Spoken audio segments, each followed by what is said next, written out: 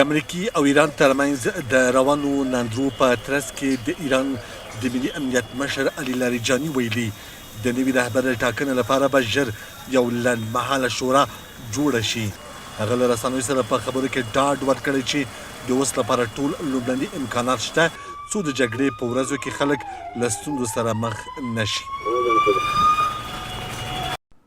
خب این حادثه بسیار تلخی برای ما همه ملت ایران است.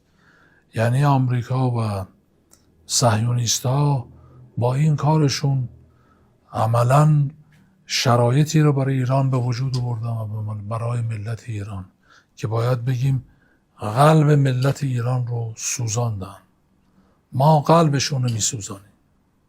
اینا باید بدونن اینطور نیست که بزنن درن. و ملت ایران در طول تاریخ گذشته از این چیزها خیلی دیده. له دې سره سم د ایران د اسلامي شورا رئیس محمد باقر قالیباف د آیت الله علي خامنه‌ای د مړینې په غبرګون کې ویلي چې ایران ځان د ټولو سناریوګانو لپاره چمتو کړی او د دې پیښې وروسته پړاو لپاره هم ځانګړی پلان لري. قالیباف زیاته کړې چې امریکا او اسرائیل د ایران له سرې کرښې اوښتي او د هغه په وینا د ایران ویرونکي ګوزارونه به هغوی د زارۍ او چاپلوسۍ حالت ته ورسوي. شما بین وعده صادق 3 و 4 مقایسه کنید. در وعده صادق 3 چند ساعت طول کشید که ما به فرماندهی امام شهیدمان خودمان را پیدا کردیم و درس عبرت آموزی به دشمن صهیونی دادیم. اما میبینید که ساختار نظامی و مدیریتی کشور از فرد محوری خارج شده است، به گونه‌ای که کسی تصور این حجم گسترده از عملیات موفق به تمام مراکز آمریکایی ها و رژیم صهیونیستی را نداشته است و همه کارشناسان نظامی را در حیرت فرو برده است، به گونه‌ای که تا این لحظه بدون ذره‌ای وقفه ادامه دارد و ادامه خواهد داشت انشاءالله. ما خود را برای این لحظات آماده کردیم و برای همه سناریوها برنامه ریزی کردیم.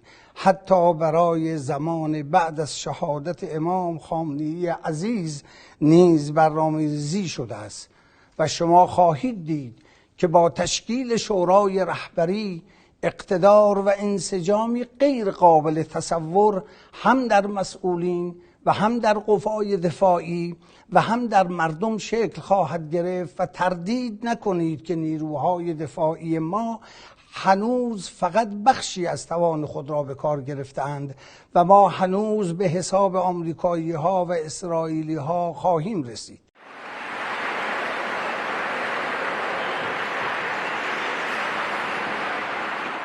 ایرانی رسنیو د یاد هیواد رهبر په نښه کېدو خبر تر خپرېدو وروسته ویلي څو شېبو کې به د ایران د تاریخ تر ټولو لوی او پیاوړي عملیات پیل کړي. سپاهي پاسدارانو ویلي دغو عملیاتو کې به په اشغالي سیمو کې مهم اهداف او د امریکې پوځي اډې له منځه یوړل شي.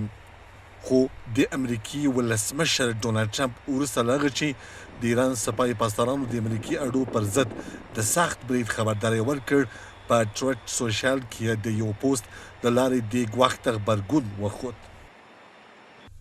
ایران اعلان کړی چې نن به ډیر سخت برید وکړي، تر بل هر وخت سخت، خو غوره ده دا کار ونه کړي، ځکه یې وکړي موږ به داسې ځواب ورکړو چې تر اوسه یې نه وي لیدلی. ټرمپ ټینګار کړی چې د ایران هر ډول سخت برید به له بېساري او ویجاړونکي ځواب سره مخ شي. د دغو متقابلو ګواښونو تبادلې تاوتریخوالی ډیر خطرناک پړاو ته رسولی او د جګړې د پراخېدو په اړه اندېښنې یې زیاتې کړې دي. په ورته وخت کې د امریکې دفاع وزیر پیټ هګسټ ویلي په نړۍ کې به هغه څوک ژوندی پرې نږدي چې موخه یې د امریکایانو وژنه وي.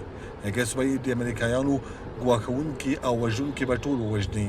نوموړي ژمنه کړې چې د ایران سمندري ځواک به له منځه وړي او په خبره یې واشنګټن به هېڅکله هغه چاته چې د اټومي وسلې د لرلو هڅه کې دي اجازه ورنه کړي.